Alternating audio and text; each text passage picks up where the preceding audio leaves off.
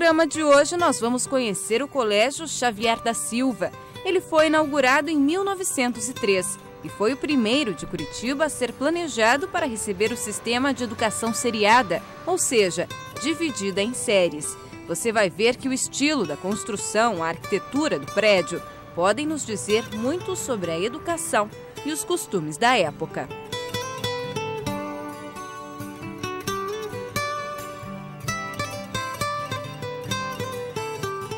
Para contar um pouquinho sobre a história do colégio, sobre a arquitetura do Colégio Xavier da Silva, nós convidamos a arquiteta Elizabeth Amorim de Castro. Elizabeth, você tem um estudo que conta, que fala um pouquinho sobre a história das escolas do Paraná, aqui de Curitiba. Como é que é esse estudo?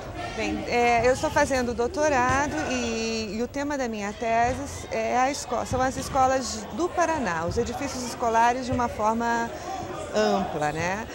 E como filhotinho dessa tese, eu apresentei para a Fundação Cultural de Curitiba um projeto para estudar os 31 grupos escolares construídos em Curitiba no período de 1882 até 1955. Esse projeto foi aprovado, era um projeto de pesquisa, foi realizada, né, que culminou num livro, num CD-ROM e numa exposição que está circulando aí pela cidade. Agora, a arquitetura, as construções dos colégios dizem muito a respeito de como era a educação na época, né? Dizem muito como era a educação na época, dizem muito como era a vida, a cultura da época e diz muito como era a técnica e a linguagem formal daquele momento, a linguagem formal arquitetônica. A gente está agora no Colégio Xavier da Silva. Antes de falar um pouquinho sobre os detalhes da construção, quem foi Xavier da Silva? Xavier da Silva foi um político paranaense nascido em Castro e foi por 3 vezes governador do Paraná. Naquele momento se chamava presidente do Paraná. Isso durante a Primeira República. Então, a primeira vez foi em 1892, a segunda em 1900. Foi nesse momento que ele construiu o Xavier da Silva.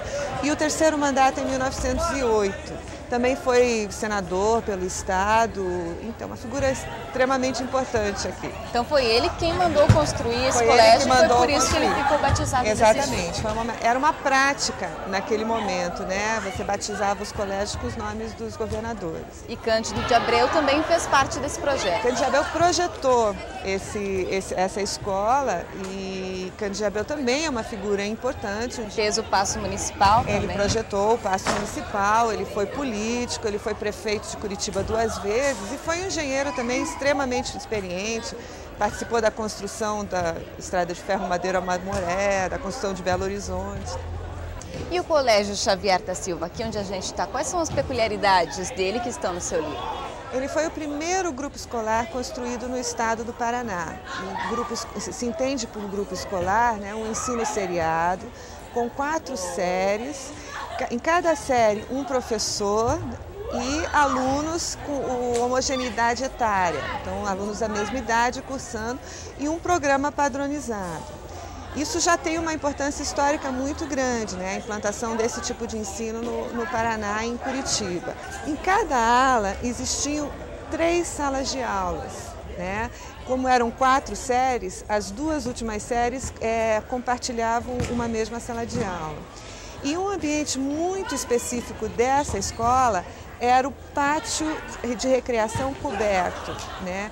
Esse pátio de recreação era um ambiente que as escolas europeias e americanas tinham, um ambiente assim requisitado, mas que no Brasil não tinha sido construído ainda, né? Cândido de Abreu colocou um pátio coberto para meninas e outro para meninos. Isso é uma coisa extremamente interessante. Isso agora a gente não vê mais aqui.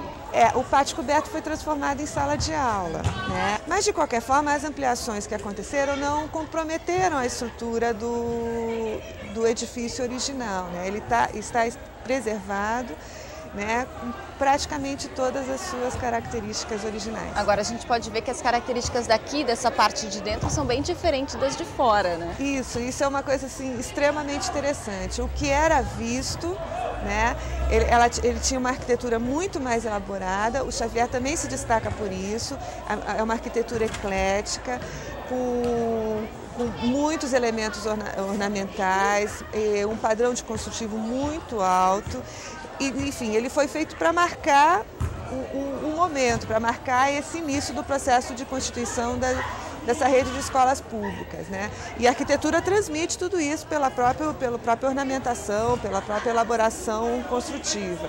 Enquanto que no pátio interno não era um espaço visto pelas outras pessoas, então realmente não precisava ser muito elaborado.